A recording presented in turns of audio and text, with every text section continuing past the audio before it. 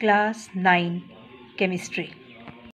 Hello and welcome my dear student, chapter 3 part 2, that is water.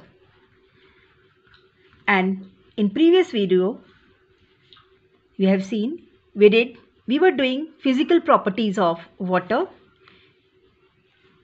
We were discussing about anomalous expansion of water.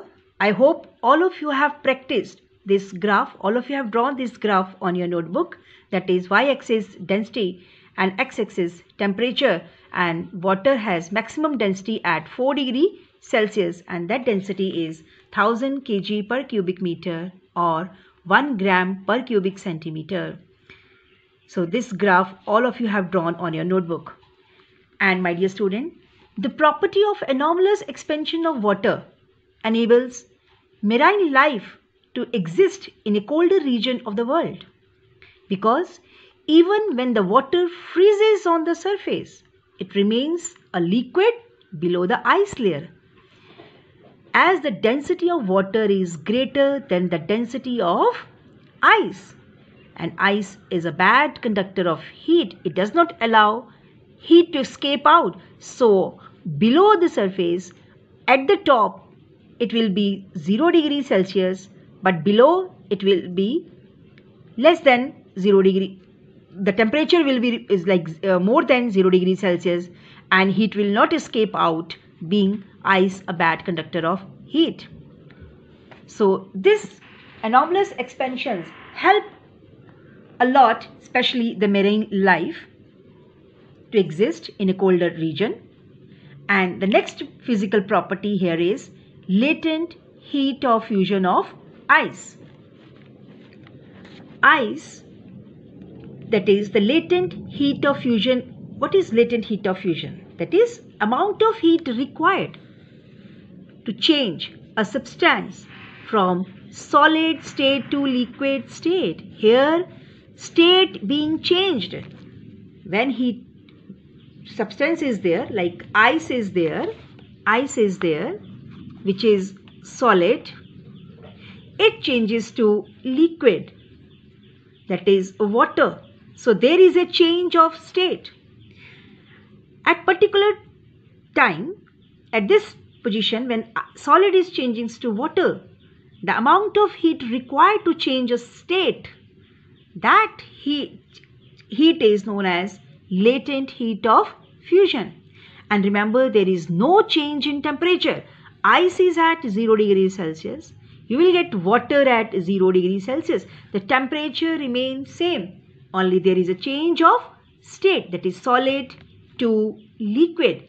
Ice changes to water. There is a change of state, but temperature remains same. And the amount of heat energy required by ice to change into water, and this is known as latent heat of fusion of ice. Here specific value that is given, how much heat it is released, that is 336 joule per gram or 80 calorie per gram. And the same amount of heat is released when 1 gram of water solidifies to form 1 gram of ice at 0 degrees Celsius.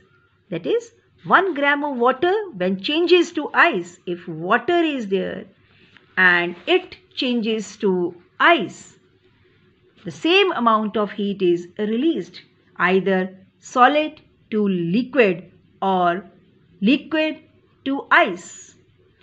The amount of heat released is how much? That is 336 joules per gram. It is an amount of, on this account, the high specific latent heat of solidification takes place, especially that lakes and rivers do not freeze suddenly because of this reason only. That is high specific latent heat of solidification, the lakes and rivers do not freeze suddenly. Next property, that is latent heat of vaporization of water. That is When water is boiled, it changes to gases, that is gaseous state. And the energy required to change the water into the vapor at its boiling point without any change in temperature, that is when water changes to water vapor. Here the water is boiling.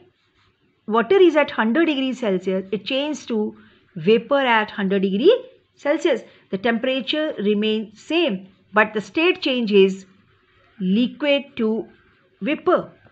So this is known as latent heat of vaporization of water, and its specific value is 2268 joule per gram or 540 calorie per gram. For this reason only that body sweats during hot weather. Evaporation of the sweat takes place, heat from the body, thus giving a cooling effect of the body.